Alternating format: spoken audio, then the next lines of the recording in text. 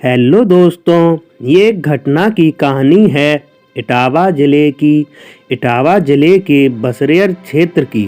बसरियर क्षेत्र में एक परिवार रहता था, जगदीश। और जगदीश के दो बेटे मोहन और श्याम। दोनों बेटों की शादी हो चुकी थी, पर बच्चे अभी किसी के नहीं थे। मोहन की पत्नी शीतल और श्याम की पत्नी रेखा, ये लोग किसान थे। खेती से ही घर का खर्चा चलता था। वहीं पास में एक लड़का रहता था, जिसका नाम अनिल था। अनिल अक्सर मोहन के घर आया जाया करता था और काफ़ी देर तक बातें किया करता था। अनिल की दोस्ती मोहन की पत्नी शीतल से हो जाती है और ये दोनों फ़ोन पर घंटों बात करने लगते हैं। एक बार अनिल जॉब के लिए नोएडा चला जाता है और 6 महीने बाद बसरेहर वापस आ जाता और मोहन के घर वालों से मिलता।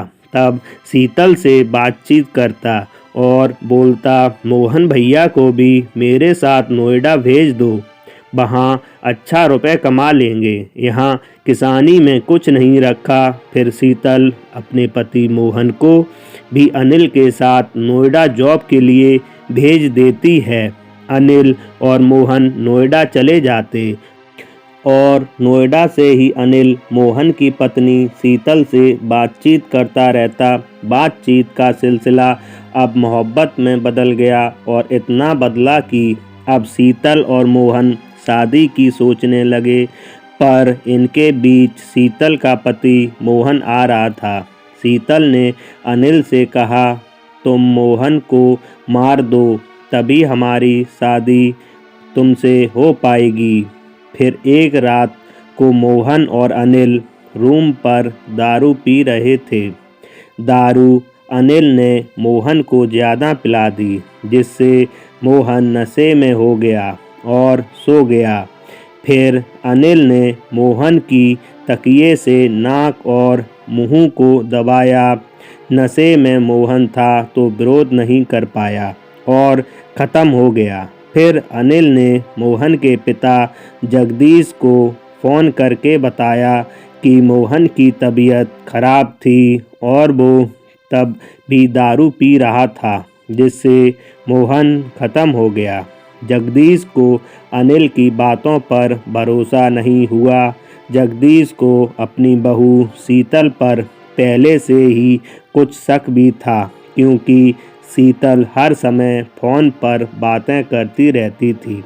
शक की वजह से जगदीश ने एक बार शीतल के फ़ोन में रिकॉर्डिंग चालू कर दी थी।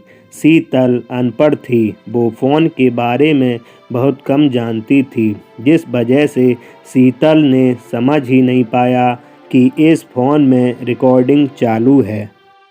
फिर उसी दिन जगदीश ने चुपके से शीतल का फ़ोन ले लिया और अपने बेटे श्याम से बोला, इसमें देख क्या रिकॉर्डिंग है, अगर कोई रिकॉर्डिंग है तो मुझे सुनाओ। फिर श्याम ने रिकॉर्डिंग निकाली और जगदीश को सुनाई। उस रिकॉर्डिंग में शीतल और अनिल की सारी बातें थीं, मोहन को मारने तक की।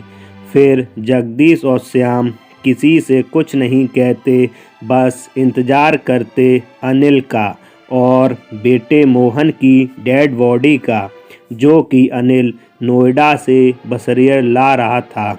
और पूरा बसरियर मोहन के ख़त्म होने की घटना सुनकर जगदीश के घर आ गए थे।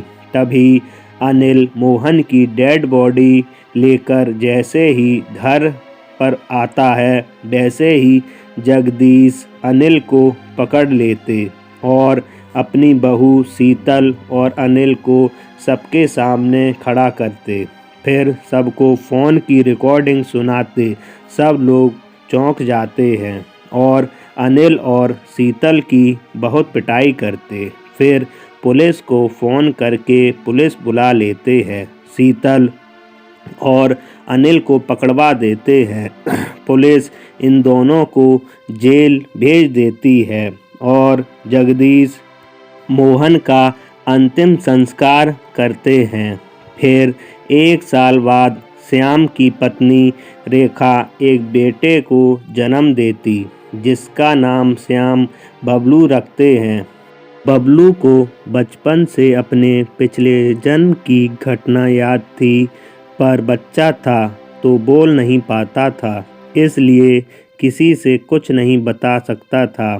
फिर बबलू जब बोलने लायक हुआ तो उसने अपने साथ हुई पिछले जन्म की सारी घटना अपने घर वालों और बसेयर के सभी लोगों को बताई। आज बबलू 7 साल का हो चुका है